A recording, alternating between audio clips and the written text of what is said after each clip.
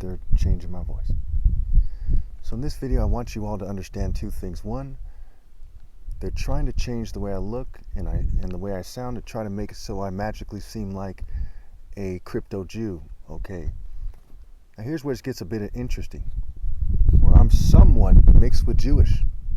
However, I do not look like a crypto Jew naturally. I don't have an elongated face. They're not really changing my nose that much. I don't have a Jewish nose. That's one thing that you would notice right away. Okay. My bone structure, my body structure, they've changed it slightly, but it's still clearly not Jewish. You can tell that I have Nigerian heavy genes and that my father is black, Nigerian. So imagine first that you have a kid that's in a wheelchair and that they have no cure for it. And every generation you're in a wheelchair. Should you cripple everybody or try to make it seem like Jesus is in a wheelchair? No. That is selfish. That is pathetic.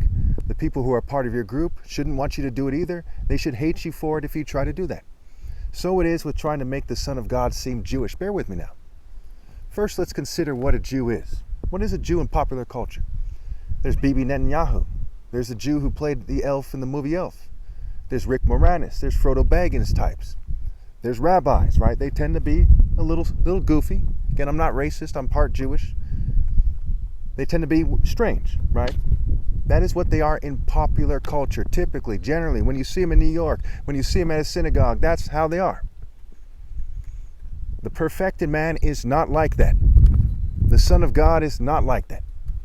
They teamed up with various groups, white supremacists, gay supremacists, not just on the right, but in the left and the middle. So to keep this brief, they're moving too slow with their technology, and I'm fighting back. I'm resisting it. I refuse to let them rewire my brain remotely, and so it's going a lot slower than it otherwise would, because it has to do with the brain-body connection and how you think. It kind of shows in your face. You start thinking like an idiot, and you start rolling with it. You start subjecting yourself to their pills and stuff like this. It goes a lot faster. And so as I'm 43, going to be 44 soon, they didn't move fast enough, but they keep going anyway. I live in the middle of nowhere, okay, basically, and they keep going anyway. Now, for those of you who are alive during this time, in 2025, you know beyond a reasonable doubt that there's plenty of racist white Jews and LGBT people who are far more than stupid enough to do just what I'm saying.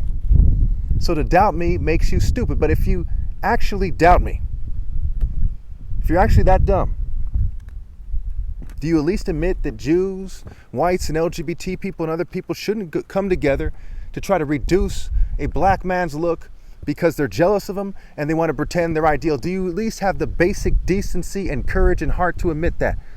Thank you.